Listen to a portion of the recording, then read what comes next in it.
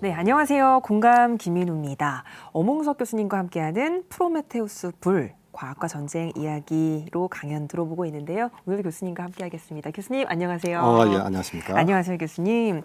교수님, 저희가 프로메테우스의 불 과학과 전쟁 첫 번째 시간으로 유레카라는 소제목으로 네, 그렇죠. 강연을 들어봤는데요. 두 번째 시간 주제는 뭘까요? 두 번째 시간은 전 주로 중세하고 로마 제국에 대해서 알아볼 텐데요. 네. 소제목은 나폴레옹과 병조림으로 해가지고 한번 진행해 보겠습니다. 네, 나폴레옹과 병조림. 나폴레옹이 이제 나오는 거 보니까 말씀해 주신 것처럼 중세부터 근세 시대에 이르는 뭔가 전쟁과 과학 이야기일 것 같은데 시대적으로 한번 살펴볼까요? 그 로마가 그리스를 점령하면서 고대 그리스에는 굉장히 과학이 많이 발전했거든요. 네. 그래서 로마가 그리스 과학자들을 많이 데려왔어요. 근데 그 과학자들을 활용하지 않고 네. 옛날 고대 그리스가 쓰던 무기를 그냥 단순히 유지하는데 이렇게 했다는 것이죠.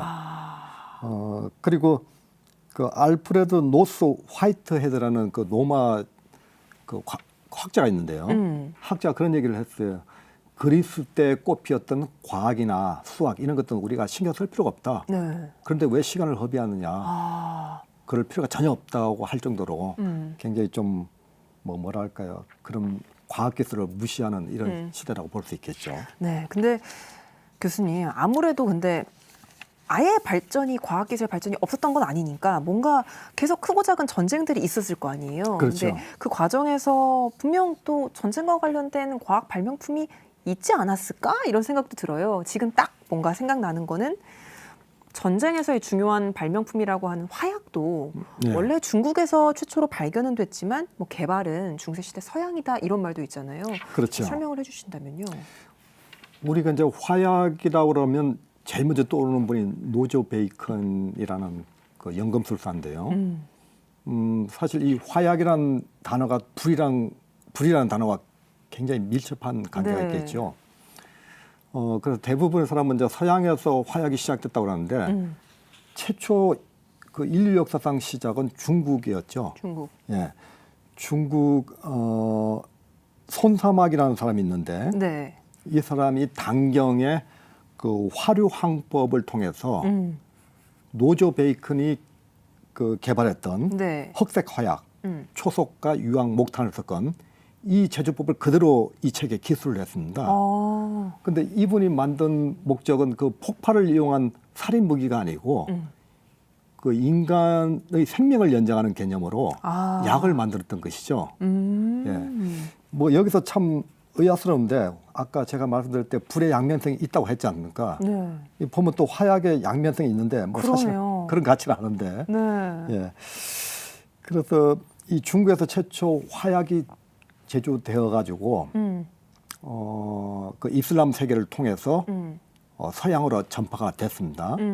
주로 이제 전파된 것은 그 징기스칸이 페르시아 제국을 점령할 때 네. 그때 이제 이 화약이 서양으로 전파된 거로 이렇게 알려져 있습니다. 그렇군요. 예.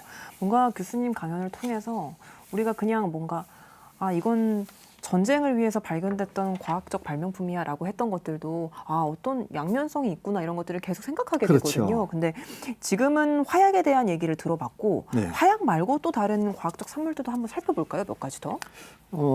저는 이제 주로 안보나 전쟁을 연구하는 학자다 보니까 네. 이 당시에는 화약도 굉장히 중요한 그 발명품이었지만 또 중요한 것은 인쇄술, 그다음 대포, 예, 이 발전을 들고 싶습니다. 저희들이 한참 생각할 때 인쇄술 그러면 이제 구텐베르크가 떠오르거든요. 맞아요. 예, 이분이 주로 기여한 것은 그 활자를 만드는 그 합금, 예, 그 합금을 만들었고, 그다음 그 활자 하나 하나를 뜨는 주조 방법을 개발하셨다는 거죠. 예, 그래서 이런 금속 활자 이 방법이 발전하다 보니까 다량의 어떤 지식을 담을 수 있는 그런 인쇄술이 발달을 할 수 있었습니다.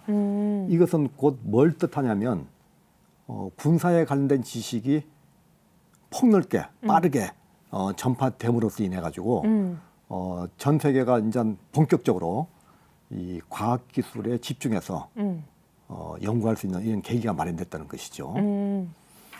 그다음 두 번째로서는 제가 이제 대포를 들었는데, 대포. 예, 화약만 생겼을 때는 대포는 주로 이제 큰 돌을 발사하는 데 이렇게 사용이 됐습니다. 네.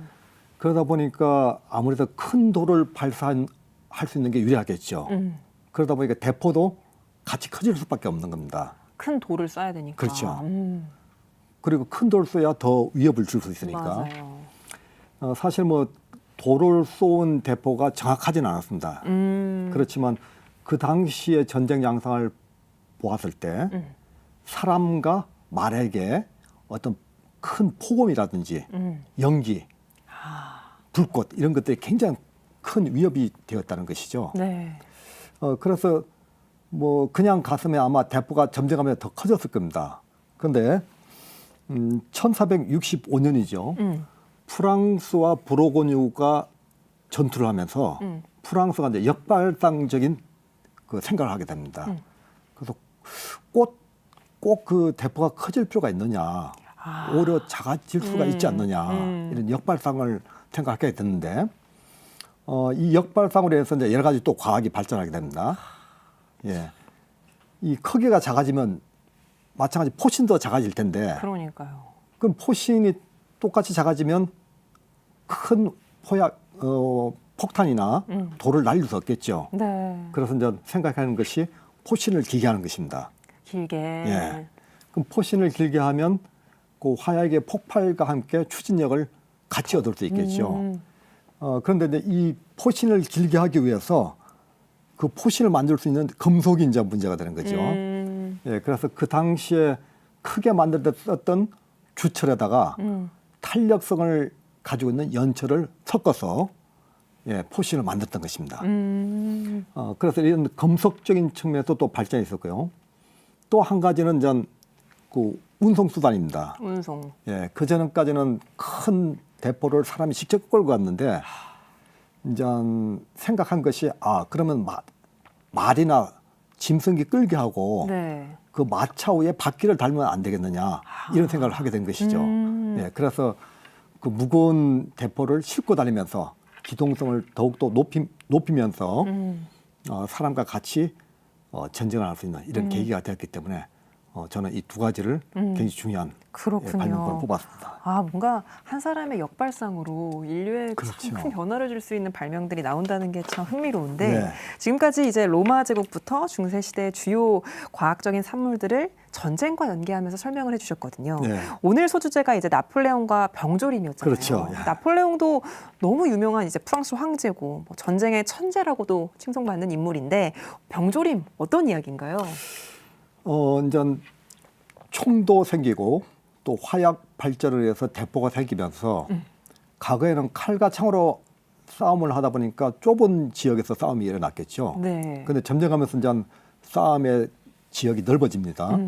그리고 이런 넓어진 그 전쟁터를 배경으로 해서 이제 자기 나라뿐만 아니라 다른 나라까지 침략하는 이런 양상이 전개된 것이죠. 근데 가장 큰 문제는 전 아무래도 사람이 가야 되니까 네. 식량이 문제겠죠. 그러죠. 예, 그래서 고대는 그 마차가 끄는 식량을 갖고 수송을 했는데 그러다 보니까 문제가 상당히 많았습니다. 너무 느리고. 예, 그리고 가다가 상하고 상한. 또 뭐 여름 같은 게 또 굉장히 못 먹을 수 있지 않습니까? 맞습니다. 또 적에게 피탈당하면 또 식량을 다 뺏기는 이런 문제가 생기다 보니까 그 옛날 그 군사서적에는 현장에 가서 현지에서 식량을 얻는 것이 좋다. 이 정도로 이렇게 강조할 정도였습니다. 그래서 이제 나폴레옹은 이제 고민을 하다가 그 당시에 이제 니콜라 아페르라는 사람이 있는데 네. 이 사람이 하나의 아이디어를 제공한 것이죠. 그 병에다가 식량을 넣어가지고 개인이 휴다하면 충분히 더 빨리 갈 수 있지 않느냐. 그렇죠. 예, 이런 아이디어를 제공해서 나폴레옹은 정말 잘했다 하면서 그 많은 돈을 들여가지고 그 아페르의 그 병을 생산하는 이 공장장에 아페르를 임명했습니다.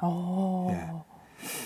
그러다 보니까 어떻게 됐습니까? 상대국인 영국은 굉장히 놀랬겠죠. 자기들은 조금밖에 못 가는데 프랑스군은 뭐 며칠 가더라도 끄떡이 없으니까 그래서 원인이 뭔가 고민하다가 그 프랑스군 포로를 획득해서 조사를 해보니까 이 바로 병조림이라는 이 중경이 등장한 겁니다.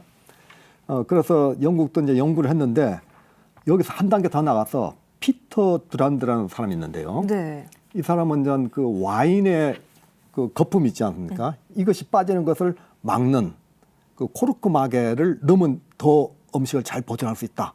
이런 착안을 해가지고 코르크 마개를 개발했고 곧 이어서 이제 꼭 병에 넣어야 되느냐, 그 주철로 만든 깡통에 넣으면 안 되느냐. 예, 이래서 이제 현재 말하는 캔이 생긴 거죠. 캔.